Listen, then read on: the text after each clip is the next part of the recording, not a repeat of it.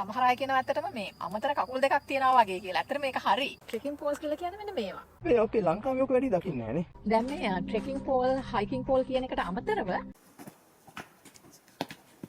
සුදුසුමයි කියලා හිතන තැන් වලත් අපි වැඩි දකින්නේ නැහැනේ පාවිච්චි කරන්නේ. මඩි ට්‍රේල් එකක නැත්තම් සැන්ඩි ට්‍රේල් එකක යනකොට ඔන්න බලන්න යන විදිය මේ කකුල මේ පෝල් එක මේ කකුල කරදරයක් උනේ නැහැ. මං හිතන්නේ මේ දෙක මට ගොඩක් උදව් වුණා කියලා.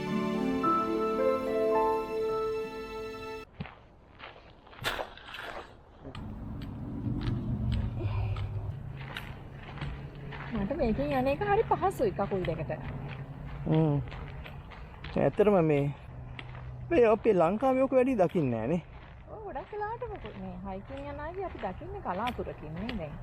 සමහර වෙලාවට මේක සුදුසුමයි කියලා හිතන තැන් වලත් අපි වැඩි දකින්නේ නැහැනේ පාවිච්චි කරන්නේ. මම හිතන්නේ එක හේතුවක් ඒක වැඩි එක ගැන හිතලා නැතිකම. ඉතින් අපි අද ඒ ගැන කතා කරමුකෝ. බලන්න.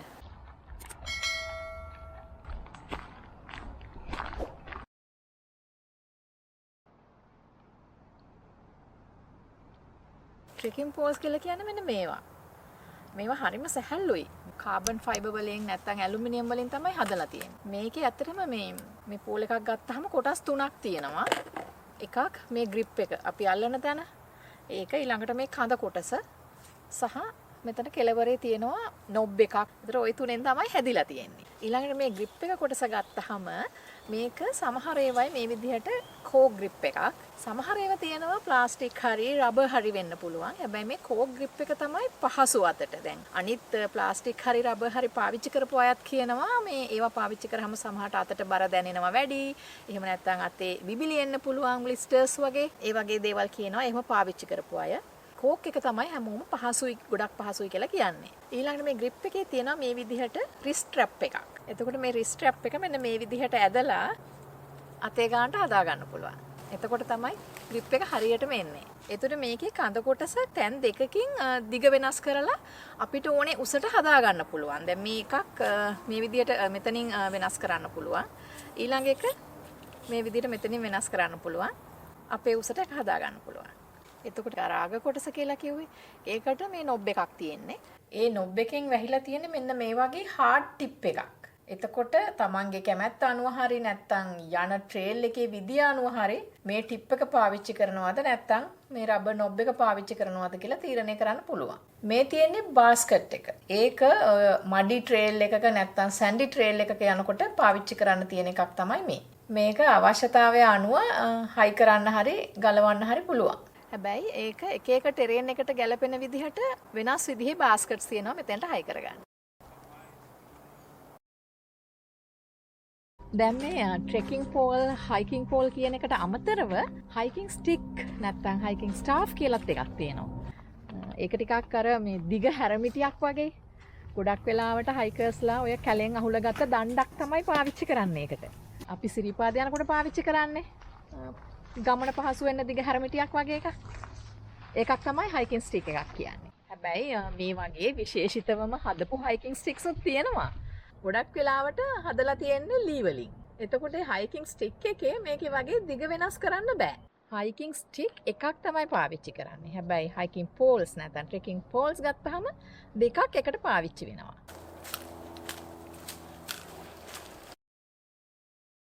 දැන් අපි ග්‍රිප් එක ගනිද්දී රිස්ට් ස්ට්‍රැප් එකට අත දාන්නේ යටින් උඩට මෙහෙම.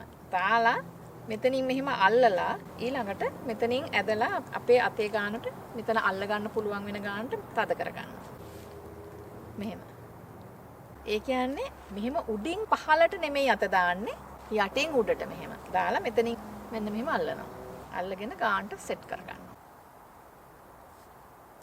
දැන් මේ ස්ට්‍රැප් එකේ මෙන්න මේ විදිහට කුෂන් කරලා තියෙන්න පුළුවන්. ඒ කුෂන් කරපු පැත්ත අතේ ඇතුළට එන්න ඕනේ. එතකොට අතට පහසුයි මේ විදිහට.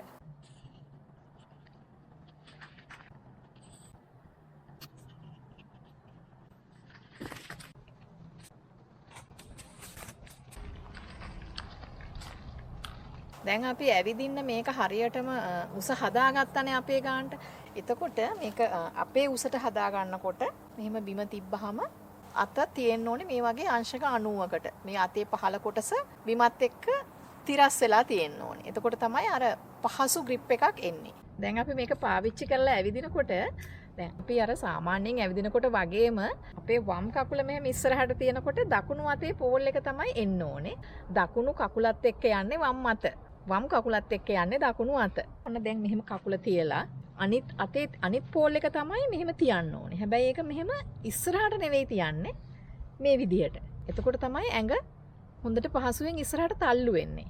ඔන්න බලන්න යන විදිය මේ කකුල මේ පෝල් එක මේ කකුල මේ පෝල් එක.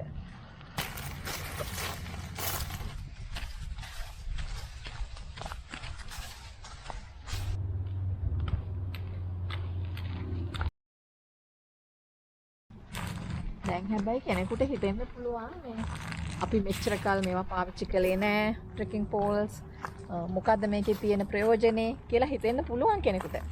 ඇත්තටම මමත් හයිකින් ස්ටික් එකක් විදිහට කැලෙන් අහුලගත්තු ලීයක් කලාතුරකින් පාවිච්චි කරලා තිබුණාට මේ ට්‍රෙකින් පෝල්ස් පාවිච්චි කරන්න කලින් මේකේ ප්‍රයෝජනය ගැන හිතලා තිබුණේ නෑ. හැබැයි මේ ට්‍රෙකින් පෝල්ස් වල වැදගත්කම අපිට අපේ යාළුවා ප්‍රනීත් එදිරිසිංහ තමයි කියලා දුන්නේ. අපි උනන්දු කෙරෙව්වේ එයා තමයි මේක ගන්න. අපි අපේ ඇපරේෂන් හයික් එක යනකොට මගේ දණහිස් වල අමාරුවක් තිබිච්ච හින්දා ට්‍රෙකින් පෝල්ස් අරන් පාවිච්චි කළා. ඒක නම් හොඳම තීරණයක්. මේ හයිකින් පෝල්ස් ඇත්තටම මේ මට ගොඩක් උදව් වුණා අද. මේ මං හිතුවේ නැහැ මේ හයික් එක මට මෙච්චර ලේසියෙන් කරගන්න පුළුවන් වෙයි කියලා. අද මේක ටිකක් අමාරු ට්‍රේල් එකක් නිසා. හැබැයි මට එහෙම බලාපොරොත්තු වෙච්ච විදිය කරදරයක් වුණේ නැහැ. මං හිතන්නේ මේ දෙක මට ගොඩක් උදව් වුණා කියලා.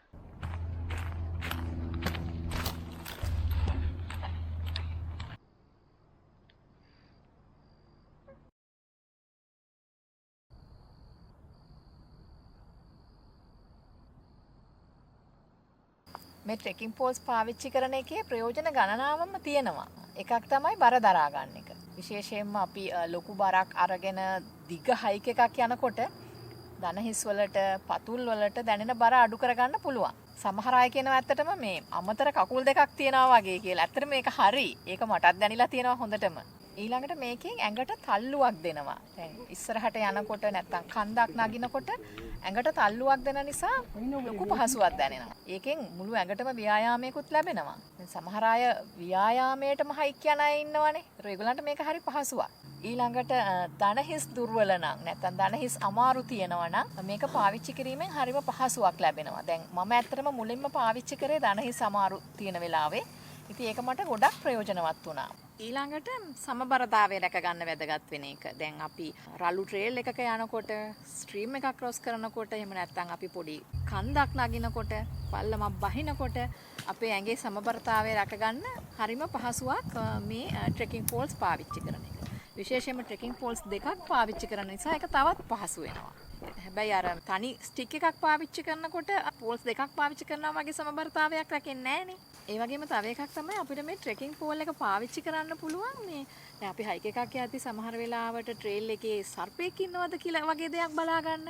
දැන් ලංකාවේදී නම් විශේෂයෙන්ම අපි යන තැන්වල ගොඩක් වෙලාවට සර්පයෝ හම්බ වෙන්න පුළුවන්නේ.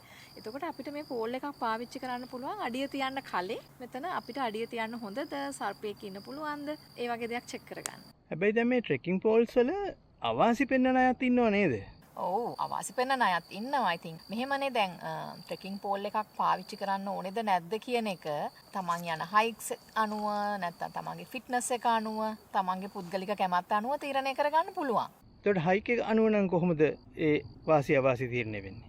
හයික් එක කෙටි හයික් එකක් නම් ඒකේ ට්‍රේල් එක පහසු ඒ කියන්නේ රළු නැති ට්‍රේල් එකක් නම් ට්‍රෙකින් පෝල් එකක් ඕනේ වෙන එකක් නැහැ. ඉතින් එතෙන්දී ඔයාලට තීරණය කරන්න පුළුවන් මේ හයික් එකට මට ඕනේ නැහැ පෝල් එකක් කියලා. මම උනත් හැම හයික් එකකටම මේ පෝල්ස් අරගෙන යන්නේ නැහැ.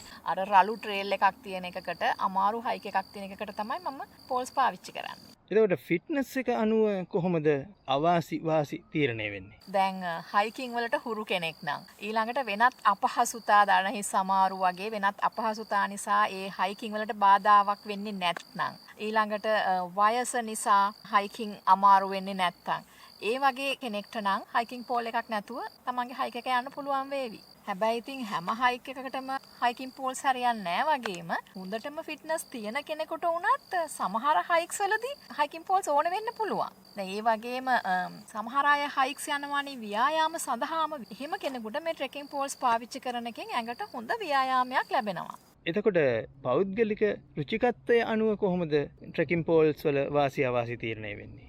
ඒක ඉතින් දැන් සමහර අය ඉන්න පුළුවන් මම හයික් එක යන්නේ මගේ ශක්තියෙන්මයි කියලා හිතාගෙන මම මේ රිස්ක් එක ගන්න ඕනේ කියලා හිතාගෙන එහෙම හයික්ස් යන අය ඉන්නවනේ. ඉතින් ඒ අයට හයිකින් පෝල් එකක් නැතුව තමන්ගේ කැමැත්ත අනුව හයික් එක යන්න පුළුවන්. ඒ වගේම තව කෙනෙක් ඉන්න පුළුවන් මට පහසුයි හයිකින් පෝල් එකක් තිබුණොත් මගේ හයික් එකට කියලා හිතලා හයිකින් පෝල් එක පාවිච්චි කරන. ඉතින් ওই දෙකේම හරි වැරද්දක් නැහැ. එතකොට තමන්ගේ කැමැත්ත අනුව තමන්ගේ හයික් එකට හයිකින් පෝල්ස් පාවිච්චි කරනවද නැද්ද කියන එක තමන් තීරණය කරන්න පුළුවන්. ට්‍රෙකින් පෝල්ස් නැත්නම් හයිකින් පෝල්ස් කියන්නේ මේකට මේ සිංහල නමක් නම් නැහැ. ඉංග්‍රීසියෙන් වුණත් ඉතින් හයිකින් පෝල්ස් කියනවා, ට්‍රෙකින් පෝල්ස් කියනවා, walking stick කියලා පවා කියනවා සමහර. It's Yeah. good that you have the walking sticks. Yeah. අර ආයෙවිලා. ඉතින් හයික් එකකදී ට්‍රෙකින් පෝල්ස් පාවිච්චි කරන එක ගැන ඔන්න ඔය ටික තමයි අපිට කියන්න ඕන උනේ. මේ වීඩියෝ එක ඔයාලට ප්‍රයෝජනවත් වුණා නම් අපිට කමෙන්ට් එකකින් කියන්න. ලයික් එකක් දාන්න. යාළුවන්ට බලන්න ෂෙයා කරන්න. බොහොම ස්තුතියි මේ වීඩියෝ එක බැලුවට. අපි ආයේ තව වීඩියෝ එකකින් හම්බ වෙමු.